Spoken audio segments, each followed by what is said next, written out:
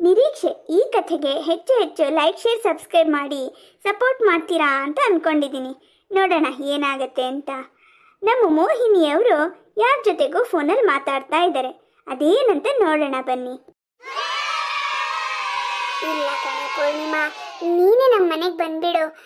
ಹಾ ಹೌದು, ಸುಹಾಸಿನಿಗೆ ಅಜ್ಜಿ ಮನೆಗೆ ಬರಬೇಕು ಅಂತ ಆಸೆ ಇರುತ್ತೆ. ಹೌದು, ನಿನ್ನ ಮಾತು ನಾನು ಒಪ್ತೀನಿ. ಆದರೆ ಇಲ್ಲಿ ಎಲ್ಲ ಜವಾಬ್ದಾರಿ ನೀರಜನ ಮೇಲೆ ಹೇಗೆ ಬಿಟ್ಟು ಬರೋದು? ಅಡುಗೆ ಎಲ್ಲ ಬರುತ್ತೆ, ಸಾಧಾರಣಕ್ಕೇನೋ ಒಂದು ಮಾಡ್ತಾಳೆ. ಆದರೆ ಇನ್ನೂ ಜವಾಬ್ದಾರಿ ಬಂದಿಲ್ಲ ಕಣೆ. ಹಾಂ, ಒಲೆ ಮೇಲೆ ಏನಾದ್ರು ಇರ್ತಾಳೆ, ಮತ್ತೆ ಎಲ್ರಿಗೂ ಹೋಗಿಬಿಡ್ತಾಳೆ. ಇಲ್ಲಿ ಉಕ್ಕಿ ಬಂದರೆ ನೋಡೋರಿಲ್ಲ, ಹಂಗಾಗತ್ತೆ ಕಣೆ. ಇನ್ನೂ ಸರಿಯಾಗಿ ಏನೂ ಕೆಲಸ ಬರಲ್ಲ. ತವ್ರ ಮನೇಲಿ ಮಾಡಿದಿದ್ರೆ ಅವಳಿಗೆಲ್ಲ ಕೆಲಸ ಜವಾಬ್ದಾರಿ ಎಲ್ಲ ಬಂದಿರೋದು. ಏನೂ ಮಾಡಿದವಳಲ್ಲ, ಈಗೆಲ್ಲ ಕಲ್ತ್ಕೋತಾ ಇದ್ದಾಳೆ. ಈ ಸಮಯದಲ್ಲಿ ನಾನು ಬಿಟ್ಟು ಬರೋಕ್ಕಾಗಲ್ಲ ಕಣೆ. ಒಂದು ಕೆಲಸ ಮಾಡು, ನೀನು ಅಣ್ಣನು ಬಂದ್ಬಿಡಿ. ಹಾಂ, ಅಣ್ಣ ಸ್ನಾನ ಮಾಡ್ತಿದ್ದಾನಾ? ಸರಿ ಸರಿ, ಪರವಾಗಿಲ್ಲ. ಒಂದು ಕೆಲಸ ಮಾಡು, ವಿಡಿಯೋ ಕಾಲ್ ಮಾಡಿ ಮಾತಾಡಿದ್ರೆ ಆಯಿತು. ಇನ್ನೇನು ಮಾಡೋದು? ನಿನಗೂ ಬರೋಕ್ಕಾಗಲ್ಲ ಅಂತ್ಯ, ನನಗೂ ಇಲ್ಲಿ ಬಿಟ್ಟು ಬರೋಕ್ಕಾಗಲ್ಲ. ಇರಲಿ, ಆಮೇಲೆ ವಿಡಿಯೋ ಕಾಲ್ ಮಾಡ್ತೀನಿ ಆಯಿತಾ? ಈಗ ಸದ್ಯಕ್ಕೆ ಫೋನ್ ಇರ್ತೀನಿ. ಪೂರ್ಣಿಮತ್ತೆಗೆ ಏನಾದರೂ ವಿಷಯ ಸಿಕ್ಕಿದ್ರೆ ಊರಿಗೆಲ್ಲ ಹರಡ್ತಾರೆ ಅಂತ ಗೊತ್ತು. ಇಷ್ಟು ಗೊತ್ತಿದ್ರೂ ನೀನು ನೀರಜನ ಬಗ್ಗೆ ಯಾಕೆ ಹಾಗೆಲ್ಲ ಮಾತಾಡ್ಬೇಕು ಹೇಳೋ? ವಯಸ್ಸಾಗಿದೆ, ನನಗೆ ಬುದ್ಧಿ ಬಂದಿದೆ ಅಂತೆಲ್ಲ ಹೇಳ್ಕೊತೀಯ, ಕೊಚ್ಕೋತೀಯ. ಮಾಡೋದು ಮಾತ್ರ ಇಂಥ ಕೆಲಸ. ನಮ್ಮನೆ ಗುಟ್ಟು ನಮ್ಮನೆ ಒಳಗೆ ಇರಬೇಕಮ್ಮ.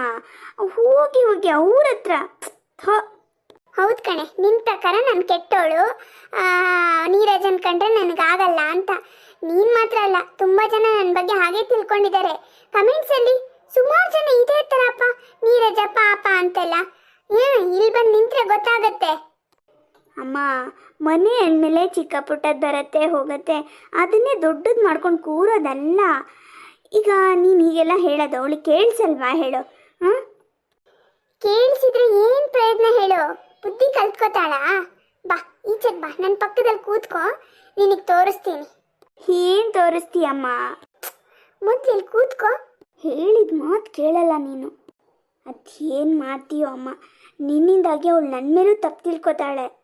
ಅವಳು ನಿನ್ನ ಬಗ್ಗೆ ತಪ್ಪು ತಿಳ್ಕೊತಾಳೋ ಬಿಡ್ತಾಳೋ, ಆದರೆ ನೀನು ನನ್ನ ಬಗ್ಗೆ ತಪ್ಪು ತಿಳ್ಕೊಂಡಿದ್ಯಲ್ವಾ, ಅದಕ್ಕೆ ನಿಂಗೆಲ್ಲ ವಿಷಯನೂ ಅರ್ಥ ಮಾಡಿಸೋಕ್ಕೆ ನಾನು ಇಲ್ಲಿ ಕೂತ್ಕೊ ಅಂತ ಹೇಳಿದ್ದು. ನೋಡಲಿ, ನೋಡು, ಬೀನ್ಸ್ ಹೆಚ್ಚುತ್ತಾ ಇದ್ದಾಳೆ. ಹೌದಾ? ಹಾಂ, ಕಣ್ಣಲ್ಲಿದೆ ನೋಡು, ಮೊಬೈಲ್ ನೋಡ್ತಾ ಇದ್ದಾಳೆ. ಮೊಬೈಲ್ ನೋಡ್ಕೊಂಡು ಬೀನ್ಸ್ ಹೆಚ್ಚೋದು ಆಗುತ್ತಾ ಅದು? ಅವಳು ಈ ಥರ ಹಗೂರ ಕೆಚ್ಚೋದು ನೋಡಿದ್ರೆ ಅವಳು ಕೈಯಿಂದ ಕಿತ್ಕೊಂಡು ಬರಬರಾ ಅಂತ ತರಕಾರಿ ಹೆಚ್ಚಿ ಅಡುಗೆನೇ ಮಾಡಿಬಿಡೋಣ ಅಂತ ಅನಿಸುತ್ತೆ.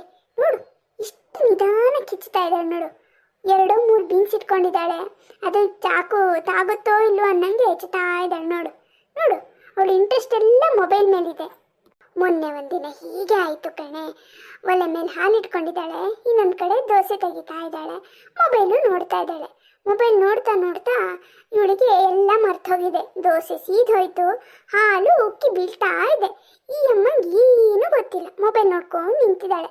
ನಾನೇನಕ್ಕೋ ಅಡುಗೆ ಮನೆಗೆ ಹೋಗ್ತೀನಿ, ಸ್ಮೆಲ್ ಬರ್ತಿದೆ ಅಂತ ಅವಳ ಹತ್ರಕ್ಕೆ ಹೋದರೆ ಏನು ನೋಡೋದು? ಈ ಥರ ಅಲ್ಲ ಕಣೆ, ಇವಳು ಮೊಬೈಲ್ ನೋಡಿದ್ರೆ ನನಗೇನು ಹೊಟ್ಟೆವರಿ ಇಲ್ಲ. ಅವಳಿಷ್ಟ, ಅವಳು ನೋಡಲಿ, ಏನಾರು ಮಾಡಲಿ, ಮನೆ ಕೆಲಸ ಬೇಗ ಬೇಗ ಮಾಡಬೇಕಲ್ವೇನೆ. ಈಗ ನೋಡು, ಮೊಬೈಲನ್ನು ಪಕ್ಕಕ್ಕಿಟ್ಟು ಪಟ್ಪಟ ಅಂತ ಎಲ್ಲ ಕೆಲಸ ಮಾಡಿ ಆಮೇಲೆ ಮೊಬೈಲು ಎಷ್ಟೊತ್ತು ಬೇಕಾದ್ರೂ ನೋಡ್ಬೋದು. ಹೌದಾ? ಮಗು ಮಲಗಿದೆ, ಈಗ ಮಲಗಿರ್ಬೇಕಾದ್ರೆ ಇವಳು ಬೇಗ ಬೇಗ ಕೆಲಸ ಮುಗಿಸ್ಕೊಂಡು ಆ ಮಗುನ ಜೊತೆಗೆ ಮಲ್ಕೋಬೋದು. ರಾತ್ರಿ ಎಲ್ಲ ನಿದ್ದೆ ಇಲ್ಲ ಅಂತಾಳೆ, ಈಗ ಮಲಗ್ಬೋದು. ಹೌದಾ? ಬೇಗ ಬೇಗ ಕೆಲಸ ಮಾಡಿದ್ರೆ ಯಾರಿಗೆ ಸಮಯ ಜಾಸ್ತಿ ಸಿಗೋದು? ಇದನ್ನು ನಾನು ಬಿಡಿಸಿ ಹೇಳಿದ್ರೆ ನಾನು ಕೆಟ್ಟೋಳು ಅಂತ ಅನ್ನಿಸ್ಕೋತೀನಿ. ನೈವಾಗ ಹೇಳಿದ್ರೆ ಲೆಕ್ಕಕ್ಕೆ ತಗೊಳ್ಳಲ್ಲ. ಆಮೇಲೆ ಒಳಗೆ ಹೋಗಿ ತಾಯಿ ಹತ್ರ ಫೋನ್ ಮಾಡಿ ಏನೇನೋ ಹೇಳ್ತಾಳೆ ಕಣೆ. ನಮಗೂ ಕೇಳಿಸುತ್ತೆ. ಕೇಳಿಸ್ಕೊಂಡಾಗ ನಂಗೆ ಸಿಟ್ಟು ಬರಲ್ವಾ? ನಾನು ಏನಾದರೂ ಹೇಳ್ತೀನಿ. ಒಂದೊಂದ್ಸತಿ ಹತ್ಕೊಂಡು ನಿಂತಿರ್ತಾಳೆ, ಇನ್ನೊಂದ್ಸರಿ ಮಾತಿಗೆ ಮಾತು ಬೆಳೆಸ್ತಾಳೆ. ನೋಡೋಕ್ಕಾಗಿದ್ದಾಳೆ ಅಂತನಾ ಕಿರ್ಚಕ್ಕೆ ಶುರು ಮಾಡಿದ್ರೆ ಇಡೀ ಮನೆಯೇ ಗಡಗಡ ಅನ್ಬೇಕು, ಹಂಗೆ ಕಿರ್ಚಾಡ್ತಾಳೆ ಕಣೆ. ನನಗಂತೂ ಏನು ಮಾಡಬೇಕೋ ಗೊತ್ತಾಗಲ್ಲ. ಮೊದಲೆಲ್ಲ ನಾನೇ ಹೋಗ್ತಿದ್ದೆ ಕಣೆ, ಪಾಪ ಅವಳಿಗೆ ಅಡುಗೆ ಎಲ್ಲ ಬರಲ್ವಲ್ಲ ಅಂತ ನಾನೇ ಮಾಡ್ತಾಯಿದ್ದೆ. ನೋಡಿದ್ರೆ ಇವಳು ಮೊಬೈಲ್ ಇಟ್ಕೊಂಡು ಕೂತ್ಬಿಟ್ರೆ ಹೇಳೋದೇ ಇಲ್ಲ ಕಣೆ. ನಾನು ನನ್ನ ಪಾಡಿಗೆ ಇವಳಿಗೆಲ್ಲ ಹೇಳ್ಕೊಂಡು ಅಡುಗೆ ಮಾಡ್ತಾ ಇದ್ದರೆ ಇವಳು ಗಮನ ಪೂರ್ತಿ ನೋಡಿದೆ. ಆಮೇಲೆ ನಿಧಾನಕ್ಕೆ ಎಲ್ಲ ಜವಾಬ್ದಾರಿ ಅವಳಿಗೆ ವಹಿಸ್ಬಿಟ್ಟೆ. ಅಡುಗೆ ಮನೆಗೆ ನಾನು ಹೋಗೋದನ್ನೇ ಬಿಟ್ಬಿಟ್ಟೆ. ನಿಮ್ಮ ಅಜ್ಜಿ ಅಂದರೆ ನಮ್ಮತ್ತೆ ಮುಂಚೆ ನನಗೆ ಬೈಬೇಕಾದ್ರೆಲ್ಲ ಹೇಳೋರು, ಸ್ವಲ್ಪ ಸದ್ರ ಕೊಟ್ಟರೆ ತಲೆ ಮೇಲೆ ಕೂತ್ಕೋತಾಳೆ ಅಂತ. ಹಾಗೆ ಈಗ ನಾನು ಅತ್ತೆ ಆದಮೇಲೆ ನಿಜ ಅಂತ ಅನ್ನಿಸ್ತಾ ಇದೆ. ಅಜ್ಜಿ ಅವಾಗೇನಾದ್ರು ಹೇಳಿದ್ರೆ ನಿಂಗೆ ಅಳು ಬರ್ತಿತ್ತು, ಸಿಟ್ಟು ಬರ್ತಿತ್ತು. ಈಗ ಅಜ್ಜಿ ಹೇಳಿದ ಮಾತು ನಿಜ ಅಂತ ಅನ್ನಿಸ್ತಾ ಇದೆಯಮ್ಮ. ಅಜ್ಜಿ ಪರವಾಗಿ ಮಾತಾಡ್ತಿದೀಯ ಈಗ? ನಾನು ಈ ಥರ ಮಾಡ್ತಿದ್ನ? ಎಷ್ಟು ಚುರುಕಾಗಿ ಕೆಲಸ ಮಾಡ್ತಿದ್ದೆ. ನಾನು ಅಮ್ಮನ ಮನೇಲಿ ಇದ್ದಾಗ ಕೆಲಸ ಮಾಡಿದ್ದವಳೇನೆ. ನಾನೇನು ಸಿಕ್ಕಾಪಟ್ಟೆ ಸುಖವಾಗಿ ಬೆಳೆದವಳು ಅಂತ ಹೇಳ್ಕೊಳಲ್ಲ, ನಿಜ ವಿಷಯನೇ ಹೇಳ್ತೀನಿ. ನಾನು ಎಲ್ಲ ಕೆಲಸನೂ ಕಲ್ತಿದ್ದೆ. ಆದರೂ ನಿಮ್ಮ ಅಜ್ಜಿ ಕೈಯಲ್ಲಿ ಬಯಸ್ಕೊಳ್ಳೋದು ತಪ್ತಾ ಇರಲಿಲ್ಲ. ಇನ್ನು ಈ ಥರ ಎಲ್ಲ ಮಾಡಿದಿದ್ರೆ ನಿಮ್ಮ ಅಜ್ಜಿ ನನಗೆ ಹೊಡೆದೇ ಬಿಟ್ಟಿರೋರೋ ಏನೋ. ಅಲ್ಲಿ ನೋಡು, ಇನ್ನೂ ಉಳಿದ ತರಕಾರಿ ಹೆಚ್ಚಾಯ್ತಾ ಅಂತ. ಇನ್ನೂ ತರಕಾರಿ ಹೆಚ್ಚಿ ಅಡುಗೆ ಮಾಡಿ ನಮಗೆ ಬಡಿಸೋದು ಎಷ್ಟೊತ್ತಿಗೆ ಹೇಳು? ಇದ್ರ ಮಧ್ಯೆ ಮಗು ಏನಾದರೂ ಎದ್ಬಿಟ್ರೆ ಎಲ್ಲ ಕೆಲಸನ ಅಲ್ಲಲ್ಲೇ ಬಿಟ್ಟು ಹೋಗ್ತಾಳೆ. ಪಾಪ ಮಗು ಎದ್ದಿದೆಯಲ್ಲ ಅಂತ ನಾನು ಎಷ್ಟೋ ಸಲ ಹೋಗಿ ಎಲ್ಲ ಕೆಲಸ ಮಾಡಿದ್ರು ಒಂದು ಒಳ್ಳೆ ಮಾತಿಲ್ಲ. ನಾನು ಮಾಡ್ತಿದ್ನಲ್ಲ, ಯಾಕೆ ನೀವು ಮಾಡಿದ್ರಿ, ಮಾಡ್ತೀರಾ, ಆಮೇಲೆ ನಾನು ಮಾಡಿದೆ ಅಂತ ಹೇಳ್ತೀರಾ ಅಂತ ಬೈತಾಳೆ. ಅದಕ್ಕೆ ಇದು ಸಾವಾಸನೇ ಬೇಡ ಅಂತ ನಾನು ದೂರ ಉಳ್ಕೊಂಡ್ಬಿಟ್ಟಿದ್ದೀನಿ. ಯಾರಿಗೇನು ಹೇಳಬೇಕು ಅಂತ ಗೊತ್ತಾಗ್ತಿಲ್ಲ ಮಾರೈತಿ. ಇದಕ್ಕೆ ಹೇಳೋದು, ನೀರಲ್ಲಿ ಇಳಿದು ಆಳ ನೋಡಬೇಕು, ಮನುಷ್ಯರ ಜೊತೆಗಿದ್ದು ಅವ್ರ ಸ್ವಭಾವ ನೋಡಬೇಕು ಅಂತ. ನೀನು ಹೇಳೋದು ನಿಜ ಅಮ್ಮ. ಇವಳು ಇವತ್ತು ತರಕಾರಿ ಹೆಚ್ಚಲ್ಲ, ನಾನೇ ಹೋಗ್ತೀನಿ. ಸುಮ್ಮನಿರೇ ಸುಹಾಸಿನಿ, ಎಷ್ಟು ಮಾಡಿದ್ರು ಅಷ್ಟೇ. ಇರಲಿ ಬಿಡಮ್ಮ, ನಾನು ಅವಳಿಗೆ ಬುದ್ಧಿವಾದ ಹೇಳ್ತೀನಿ ನೋಡು. ನಾನು ಅವಳಿಗೆ ಹೆಲ್ಪ್ ಮಾಡ್ತೀನಿ ಅಂತ ಮಾತ್ರ ನೀನೇನು ಸಿಟ್ಟು ಮಾಡ್ಕೋಬಾರ್ದು, ಏನು ಕೊಂಕು ಮಾತಾಡಬಾರ್ದು. ಅವಳಿಗೆ ನಾನು ಹೊರಗಡೆ ಕರ್ಕೊಂಡೋಗಿ ಸ್ವಲ್ಪ ಬುದ್ಧಿ ಹೇಳ್ತೀನಿ, ಆಯಿತಾ? ನೀನು ಮಾತ್ರ ತಣ್ಣಗಿರಬೇಕು, ಏನೂ ಕೆದಕಬಾರ್ದು. ನೀನು ಅವಳಿಗೆ ಬುದ್ಧಿವಾದ ಹೇಳಿ ಅವಳು ಸರಿ ಹೋಗ್ತಾಳೆ ಅಂತ ನನಗೆ ಅನ್ಸಲ್ಲ. ಅವಳು ಮೊಬೈಲ್ ನೋಡೋದ್ರಲ್ಲೇ ಕಾಲ ಕಳೀತಾಳೆ. ಆದರೂ ಏನೋ ಒಂದು ಪ್ರಯತ್ನ ಮಾಡ್ತೀನಿ ಅಂತಿದೆಯಲ್ವಾ, ಮಾಡು, ಒಳ್ಳೇದಾಗಲಿ. ಅವಳು ಗುಣ ಸ್ವಲ್ಪ ಬದಲಾಯಿಸ್ಕೊಂಡ್ರೆ ನನಗೂ ಖುಷಿ ಅಲ್ವೇನೆ? ಈ ವಯಸ್ಸಲ್ಲಿ ನಂಗೆ ಏನು ಬೇಕು ಹೇಳು? ಚಿನ್ನ ಬೇಕಾ, ಆಸ್ತಿ ಬೇಕಾ, ಬಟ್ಟೆ ಬೇಕಾ, ಏನು ಬೇಕು ಹೇಳು? ನಮಗೆ ಒಂದಿಷ್ಟು ಪ್ರೀತಿ ಮತ್ತು ಟೈಮಿಗೆ ಒಂಚೂರು ಊಟ ತಿಂಡಿ, ಇಷ್ಟು ನಾವು ನೋಡಿಕೊಂಡ್ರೆ ಸಾಕು ಕಣೆ. ಇದು ಬಿಟ್ಟು ಜಾಸ್ತಿ ಏನೂ ನಿರೀಕ್ಷೆ ಇಲ್ಲ.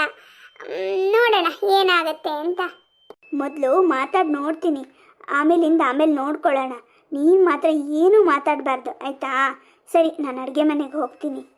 ಈಗ ನಿಮಗೂ ಅರ್ಥ ಆಯಿತು ಅಂತ ಅನ್ಕೋತೀನಿ. ನಮ್ಮ ಸುಹಾಸಿನಿಗೆ ಅವಳ ಅವತಾರಗಳನ್ನ ನೋಡೋಕ್ಕಾಗದೆ ಅಡುಗೆ ಮಾಡ್ತೀನಿ ಅಂತ ಅಡುಗೆ ಮನೆಗೆ ಹೋದ್ಲು. ಇದು ಎಲ್ಲರ ಮನೆ ಕಥೆನೂ ಕಣ್ರಿ. ಅದನ್ನ ನೋಡೋರ್ ಕಣ್ಣಿಗೆ ಅತ್ತೆ ಕೆಟ್ಟೋಳಾಗಿ ಕಾಣ್ತಾಳೆ. ಹೀಗೂ ಇರುತ್ತೆ ವಿಷಯ.